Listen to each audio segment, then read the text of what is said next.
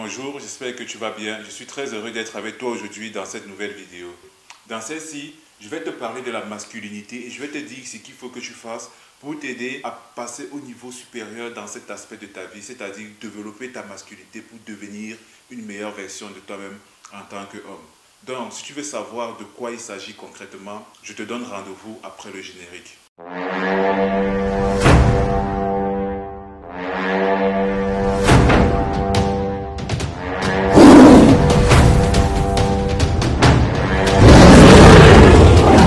Comme je t'ai dit durant l'introduction, dans cette vidéo, je vais te parler de la masculinité et je vais te dire ce qu'il faut que tu fasses pour t'aider à développer la tienne. Je tiens à te préciser que je ne suis pas en train de dire que tu manques de masculinité ou bien je ne suis pas en train de dire que tu n'en as pas. Non. Mais ce que je veux que tu comprennes, c'est quoi? C'est que chaque être humain, chaque homme, a un potentiel illimité d'énergie masculine en lui. Alors, chaque jour, tu dois travailler dessus de telle sorte que ton énergie masculine se développe. Donc, ta masculinité se développe et tu deviens un meilleur homme, une meilleure version de toi-même en tant qu'homme. Et avant de continuer cette vidéo, je suis sûr que tu l'as remarqué, je porte mon hoodie Spirit of Leadership. Mais en fait, pourquoi est-ce que j'ai créé cette marque? Généralement, lorsqu'on a un vêtement, on s'identifie à ce qu'on porte. Et lorsque, par exemple, tu te procures un hoodie Spirit of Leadership et que tu le portes, le message subliminal que tu envoies à ton subconscient, c'est quoi? C'est parce que je suis un leader que je me procure ce vêtement et que je le porte. Et c'est parce que j'ai la Lion King mentality que je me procure ce vêtement et que je le porte. Pourquoi? Parce que derrière, c'est Lion King mentality. Donc, en envoyant ce message subliminal à ton subconscient, tu renforces ton mental. Et au fil du temps, je t'assure, tu commenceras à développer des attitudes de leader simplement parce que tu as passé le temps à te répéter que c'est parce que je suis un leader que je porte ce vêtement. C'est parce que j'ai la Lion King mentality que je porte ce vêtement. Et tu verras que tu commenceras à avoir des comportements qui te démarqueront de la masse, qui te démarqueront des autres. Dans cette vidéo, ce que tu dois savoir, c'est que la masculinité a des attributs physiques et a des attributs non physiques. Les attributs physiques de la masculinité, on les connaît tous très bien. C'est la voix grave, c'est la barbe, ce sont les muscles. En général, c'est ça. Et justement, qu'est-ce qui fait d'un homme ce qu'il est? Qu'est-ce qui fait d'un homme un homme? Qu'est-ce qui est la gage de la masculinité d'un homme? Ce ne sont pas seulement ses attributs physiques, mais je pense que ce sont beaucoup plus des attributs non physiques de la masculinité qui déterminent vraiment si tu es un vrai homme ou pas. Alors, sans plus tarder, nous allons commencer par le premier attribut qui est le leadership. En fait, ce que tu dois savoir, c'est qu'un homme doit avoir des caractéristiques d'un leader. Un homme doit avoir des compétences de leadership en fait. Tu dois te comporter comme un leader partout où tu es. Et les deux choses que tu dois faire pour te comporter ainsi, c'est d'abord être directif. Un homme doit savoir donner la direction, un homme doit savoir donner un sens. Je me rappelle souvent avec des groupes d'amis, lorsqu'on voulait par exemple faire une sortie, on était très indécis, on se disait on va aller au cinéma, on va aller au restaurant, on ne savait pas où on va partir et tout le monde hésitait. Il fallait qu'un courageux se lève et dise que bon voilà, on va partir à tel endroit. Et généralement c'est ce courageux qu'on suivait. Et il faisait preuve de leadership en fait. Et c'est ça, c'est-à-dire un homme doit savoir donner la direction, que ce soit avec ses amis et même en couple en fait. Et ça me fait souvent mal de voir certains hommes avec leurs copines, leurs femmes, leurs compagnes dire chérie, où est-ce que tu veux qu'on aille choisir tel restaurant, chérie, je ne sais pas. Ou bien sa femme lui pose une question, choisir entre telle chose et telle chose, il dit chérie, je ne sais pas. Ou bien elle lui dit, qu'est-ce que tu préfères entre la robe rouge et la robe noire? Il lui répond, chérie, je ne sais pas. Non, un homme doit être directif, il doit savoir donner une direction. C'est-à-dire, quand par exemple il doit faire une sortie avec sa compagne, il doit lui dire où est-ce qu'ils doivent partir. C'est-à-dire, on va aller à tel endroit, à telle heure, tel jour. C'est comme ça. On va faire telle activité, tel jour, à telle heure. Un homme doit être très directif. Également, si elle lui demande de faire le choix, un choix A ou un choix B, il doit être capable de faire soit le choix A, soit le choix B. Pas demander encore l'avis de sa copine qui est elle en train de lui demander de faire un choix. Donc, tu dois savoir que tu dois être directif. Tu dois savoir donner la direction, que ce soit dans ton couple, que ce soit avec tes amis où que tu te trouves, tu dois être directif, ça va te donner une direction et également être décisif. Tu dois être capable de prendre une décision, maintenir cette décision. C'est-à-dire ne prends pas une décision et à la moindre tempête, tu changes de décision. Non, un homme n'est pas une girouette en fait. Tu dois être fixe dans tes décisions. C'est vrai qu'il y a certaines décisions qu'on prend dans la vie et qu'on doit souvent revoir, mais en tant qu'homme, tu dois prendre des décisions et assumer les conséquences de tes décisions plus tard. Soit tu auras pris une bonne décision, soit tu auras gagné une leçon. C'est ça en fait, mais tu dois être directif et décisif. Ce sont les compétences de leadership que tu dois développer. Le deuxième attribut de la masculinité, c'est la confiance en soi. C'est vrai, beaucoup de créateurs de vidéos sur le développement personnel vous ont déjà rabattu les oreilles avec la confiance en soi. Mais c'est très important. Et l'aspect de la confiance en soi qui est le plus important, selon moi, c'est savoir écouter sa sagesse intérieure.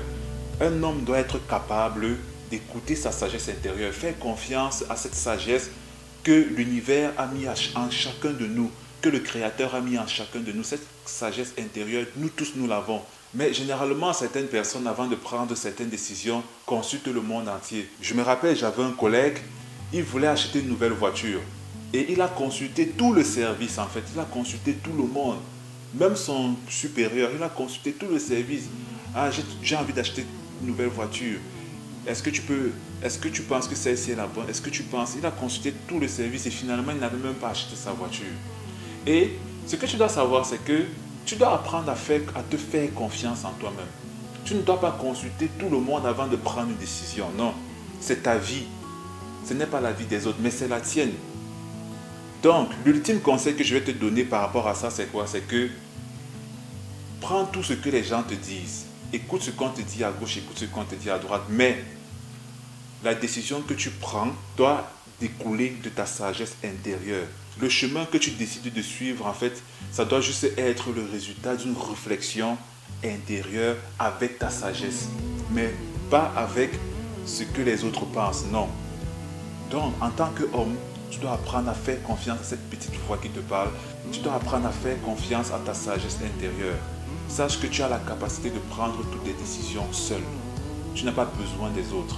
Tu peux avoir besoin des conseils des autres, je ne l'exclus pas, mais ta décision doit être le résultat de la réflexion de ta sagesse intérieure. Le troisième attribut de la masculinité, c'est le courage et l'audace. Oui, un homme doit être courageux et audacieux.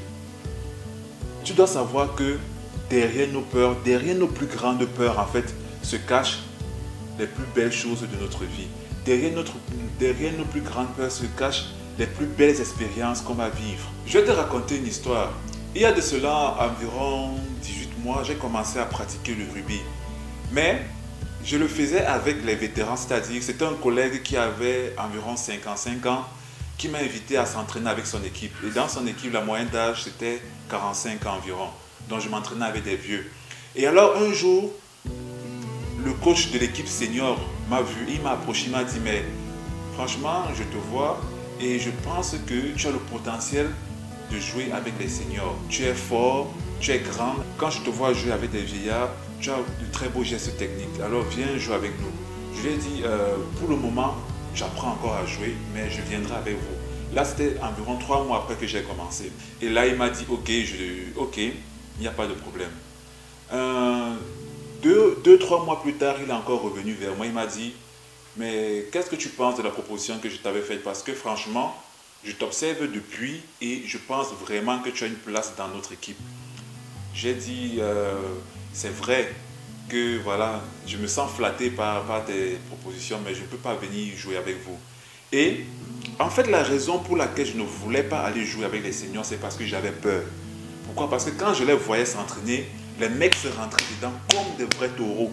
Et moi, j'avais vraiment peur de ça. Et pourtant, avec les vieillards, voilà, c'était soft.